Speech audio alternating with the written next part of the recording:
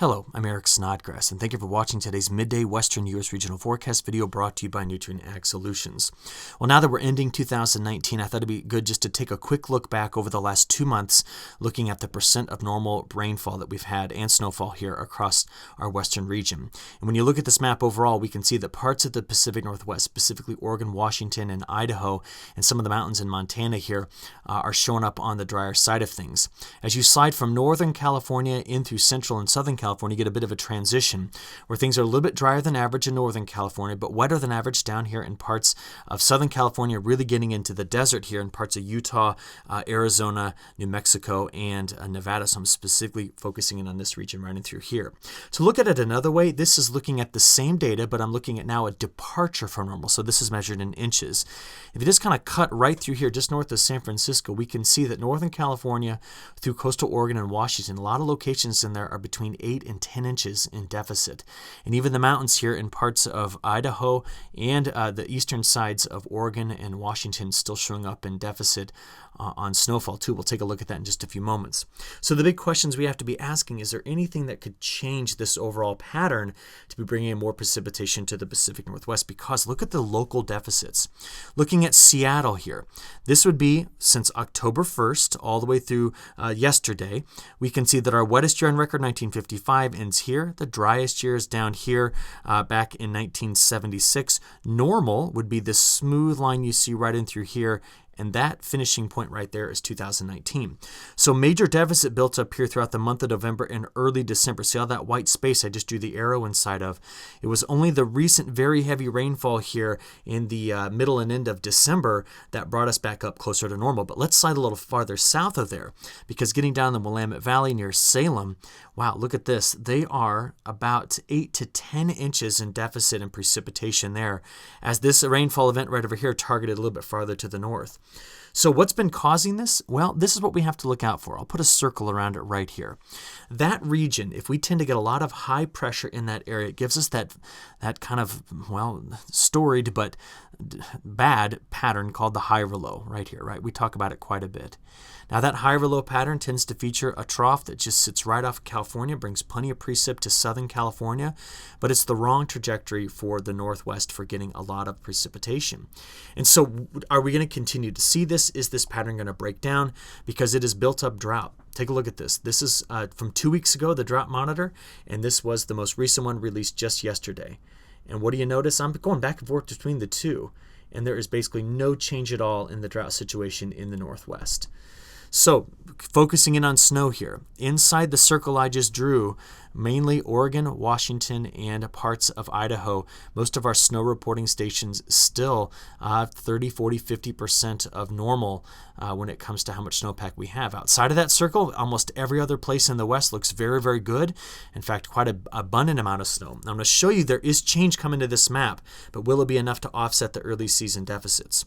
Sliding a little bit farther south, this is the Northern Sierra precipitation 8-station index. So when we look at those 8 stations in the map there, we know that the normal rate of accumulation of precipitation is here. You got your wettest years listed up here and some of your driest down here. And where do we currently stand? Well, right about average, just a little bit below average here in the Northern Sierra. Now what's critical is the next 60 days, because if it's going to get really snowy and really wet, it's going to be in the next 60 days. I kind of drew some lines here over our wettest time periods throughout history here, and so this next 60 days are critical. Same story for the San Joaquin precipitation stations, and you can see that while we're sitting right about average, these next 60 days are going to be critical for us getting the precipitation we need to make sure that our reservoirs are full going into our next dry season. So the jet stream right now is not helping out too much because the main trough is to the east of our western region, so all the action is going to be here over the next few days. But there are some changes happening in the Pacific way over here that are going to be helping things out. For the Pacific Northwest, we need to get a ridge right here, a big high-pressure cell near the surface sitting there such that systems go right over the top. But unfortunately, that tends to dry out California as well. So it's always kind of a mix here when we talk about the western part of the United States. So like I said, the main action in the coming days, this is our all hazards weather map, is primarily in this corridor right in through here, while much of the west and the Pacific Northwest gets a little bit of a break in the near term. But we can see here by looking at the next 5 days, a lot of the action is going to be up here in British Columbia. All right, that's where the heaviest rainfall is going to be. We'd kind of been alluding to this as we've been producing our longer range videos here. And we can see that while some precipitation is coming to the west coast, in general, the amounts are very light, ranging from 1/10 of an inch to some locations picking up maybe a 1/2 inch or more of rainfall through the next 5 days. Now look at this though. If we compare that to normal, we can see that most of the west is in deficit. And if we look at snowfall, yeah, we're not piling up too much here. Maybe some locations in the northern part of the Cascade Mountains grabbing 10 plus inches. But overall, this is not going to be a snowy week or a wet week coming up here for the west coast. But look at this.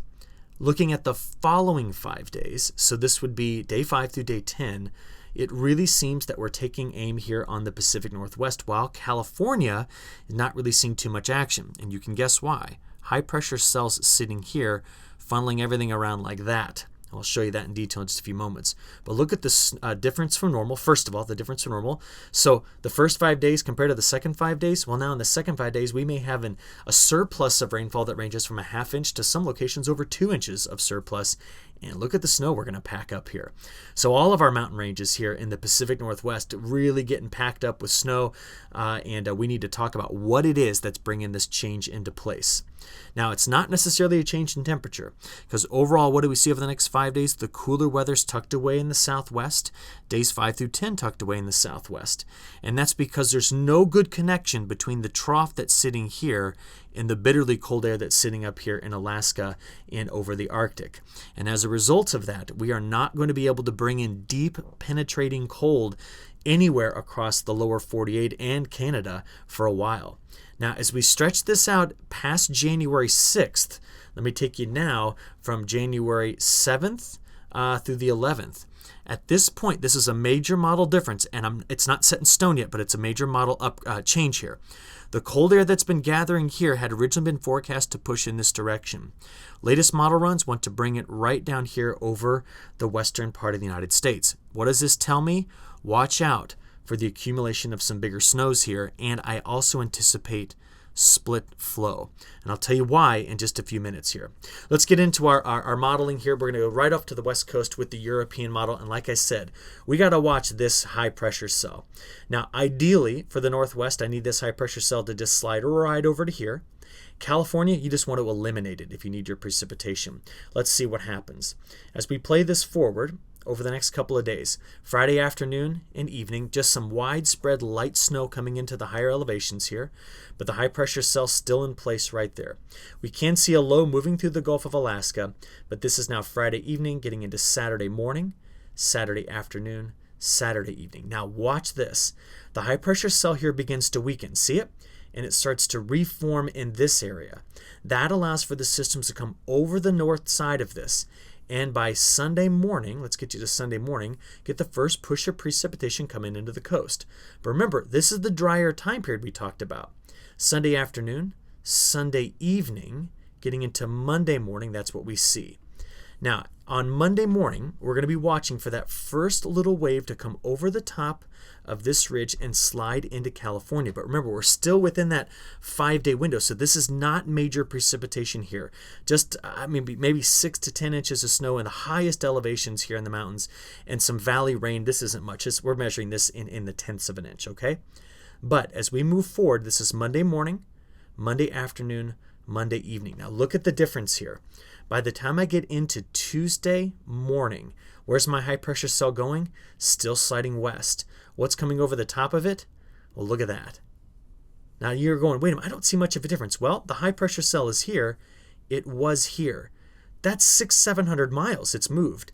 And now by the time we get into Tuesday, look at the stream of moisture that's coming over the top of this right into the Pacific Northwest. So this now begins the second 5-day time period, such that Wednesday morning, Wednesday afternoon, Wednesday evening.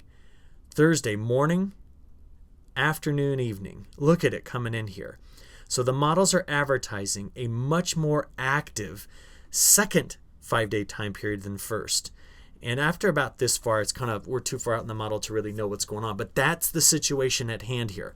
So divide your next 10 days up into 2 5-day time periods. First 5-day time period, relatively dry compared to what we normally get. Second 5-day time period of that 10-day time period looking very, very wet.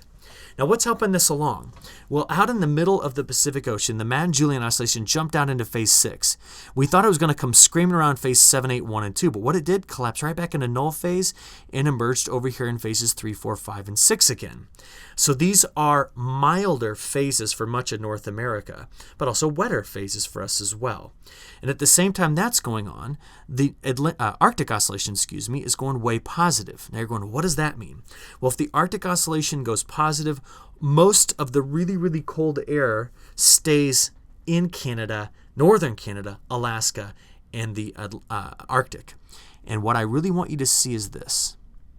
That warmth right there that has emerged over the last month and really become established is actually making the Pacific Ocean behave as though it's in a weak El Nino state. Now, it's not, okay?